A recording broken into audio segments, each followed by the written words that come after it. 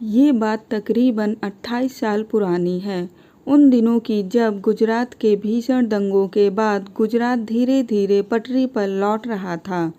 इन दंगों में सूरत का कपड़ा उद्योग बुरी तरह प्रभावित हुआ था और गुजरात की सरकार, तमाम समाजसेवी, उद्यमी, नेता, सारे लोग फिर से सूरत की रौनक लौटाने में लगे थे।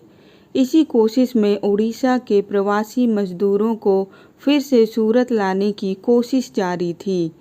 साल 1993 में उड़ीसा से सूरत आए हजारों मजदूरों के साथ उड़ीसा के गंजाम जिले के गांव बालकोंडा का रहने वाला कृष्ण प्रधान भी सूरत पहुंचा।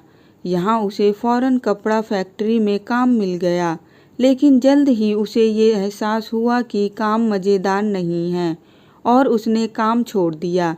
इसी बीच उसकी मुलाकात गंजाम के ही रहने वाले एक कारपेंटर बीना शेट्टी के साथ हुई और दोनों अच्छे दोस्त बन गए, साथ रहने लगे। 3 मार्च की रात एक दिन काम से घर लौटते वक्त सूरत में बीना शेट्टी एक पान की दुकान पर सिगरेट खरीदने पहुंचा।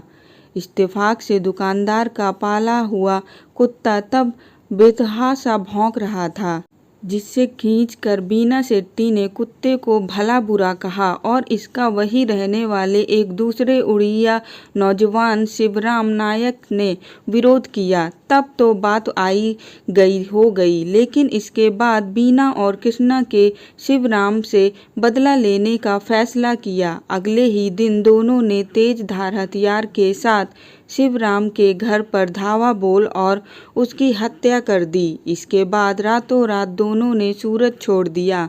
यहाँ तक कि कत्ल के बाद उसने पास टिकट खरीदने तक के पैसे नहीं थे। तब कृष्ण प्रधान ने अपनी साइकिल बेची और टिकट लेकर सूरत से उड़ीसा अपने घर पहुंच गया। इधर पुलिस कत्ल का मुकदमा दर्ज कर दोनों की तलाश करने लगी। प्रधान ने इस घटना के बारे में अपने पिता और भाई को बताया और फिर घर से गायब हो गया। इसके बाद पुलिस ने गंजाम के उनके गांव में भी दबिश दी, लेकिन कोई फायदा नहीं हुआ और केस ठंडे बक्से में चला गया। पूरे 27 साल बाद यानी साल 2022 में सूरत के पुलिस कमिश्नर अजय कुमार तोमर ने पुराने मामलों को सुलझाने का फैसला किया और 15 ऐसे केस चिन्हित किए। इनमें एक केस शिवराम नायक के मर्डर का भी था। सबूत के नाम पर क्राइम ब्रांच के पास सिर्फ शिवराम की लाश की एक ब्लैक एंड वाइट तस्वीर थी। मुश्किल था, लेकिन हेड कांस्टेबल शब्बीर शेख और फरीद खान ने मामले को सुलझाने का फैसला किया। दोनों एक बार फिर उसी जगह गए जहां शिवराम के कत्ल की बुनियाद पड़ी थी, लेकिन 27 सालों में सब कुछ बदल चुका था। किसी को इस वारदात के बारे में खबर ही नहीं थी।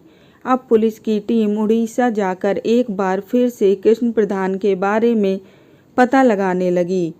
पता चला कि प्रधान का परिवार गांव छोड़कर कहीं और शिफ्ट हो चुका है, लेकिन इसी बीच ये पता चला कि प्रधान का बेटा ब्रह्मपुर में एक ऑटोमोबाइल शोरूम में काम करता है।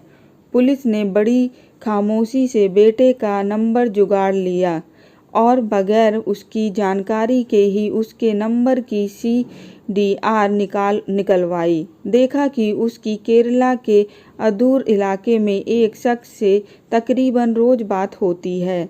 ये नंबर कृष्ण प्रधान का ही है, जो 2007 से अदूर में एक कारपेंटर के तौर पर एक टिम्बर मार्ट में काम करता है। अब पुलिस ने अदूर में दबिश दी और पूरे 28 साल बाद प्रधान को धर दबोचा। प्रधान को अब एक बेटा और 16 साल की एक बेटी भी है। गिरफ्तारी के वक्त प्रधान ने कहा कि काश मैंने तभी सरेंडर कर दिया होता तो शायद अब तक मैं बाहर आ चुका होता। 52 साल के प्रधान का कहना है कि इस उम्र में जब उसके परिवार को उसकी सबसे ज़्यादा ज़रूरत है, वो जेल में बंद होने जा रहा है। उसका साथी बीना शेट्टी पहले ही पकड़ा जा चुका है।